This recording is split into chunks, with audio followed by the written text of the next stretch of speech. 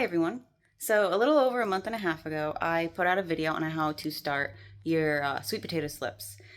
I had to cut that video short. I couldn't really go into what to do after they've sprouted and how to prepare them for planting in the soil because I wanted to get the video out so people could start their slips in time for the growing season. But now that my sweet potatoes have had a chance to kind of produce more slips, get further along in the process, I wanted to take you along and show you how that's done and what you can expect and a general timeline.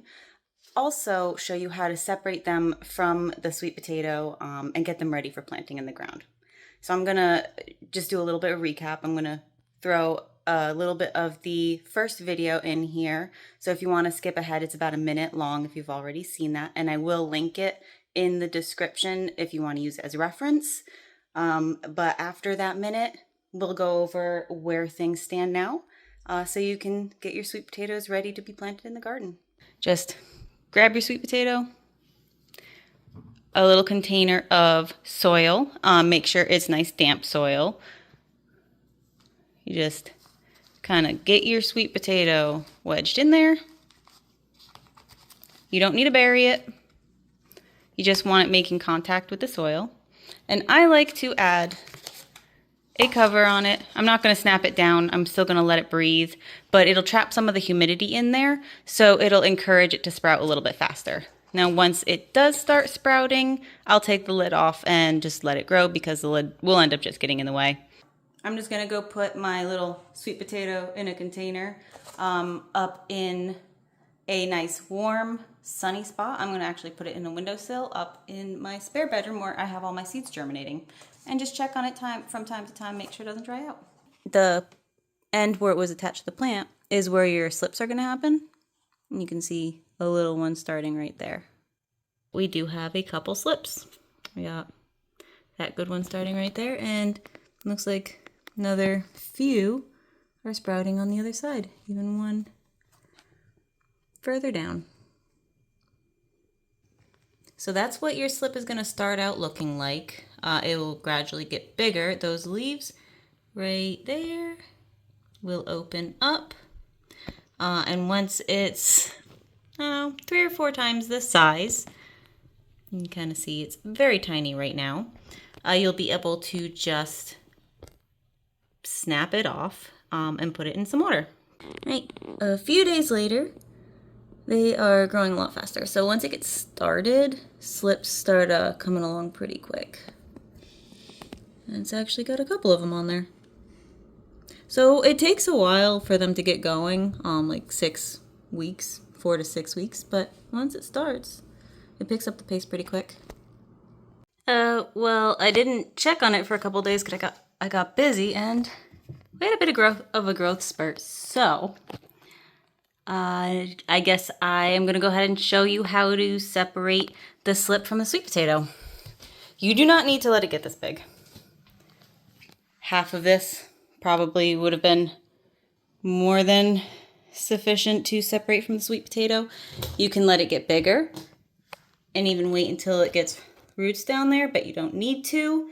I find that if you separate the slip from the sweet potato before it has roots, the potato produces more slips a little bit faster because it'll keep producing even after you remove the first one. It'll just keep making more slips until the potato is a shriveled mess or you take it out of the soil. Well, I'm going to try to do this one-handed, but nothing special.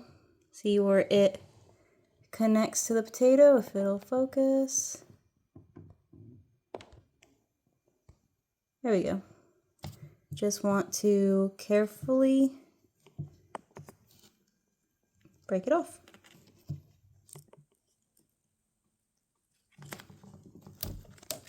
Just like that.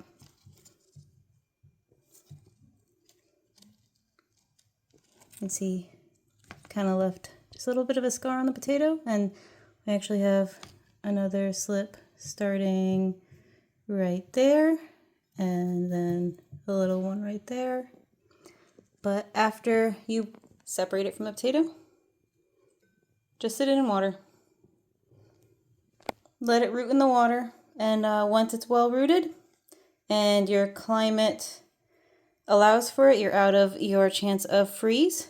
You can plant it in the dirt. It has been 2 days since I separated the slip from the potato, the very first slip, and as I knock things over, you can see it's already producing more slips. I've got a good one starting there, little one starting there, and it looks like another one trying to start there, as well as one right there. So once you take the first slip off, it goes pretty quick. And as for the slip I took off, it's been in water for 2 days. And you can already see it's starting to sprout roots.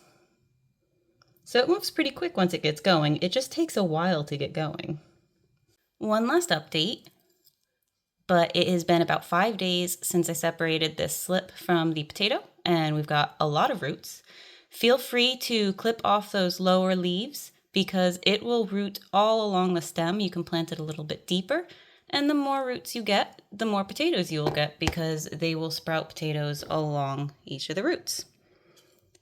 So I would probably say another 5 days or so, and that'll be ready to plant outside. And I've got some more slips coming along. Lots of little sprouts. So like I said, it'll go pretty quick once it gets started. It just takes a while to get there. But one thing I find very neat are the roots. It actually forms at the opposite end of the slips from the potato. Well, I hope that cleared things up for you. I know when I first started growing sweet potatoes, I had a little bit of confusion on the whole separating the slip from the sweet potato, if I had to take some of the sweet potato with me or separate it above where it was connected. I didn't understand it. So I wanted to make it nice and clear for those who might be starting their own slips for the first time, but we're going pretty good right now. I want to thank you for joining me, and I'll see you next time. Bye.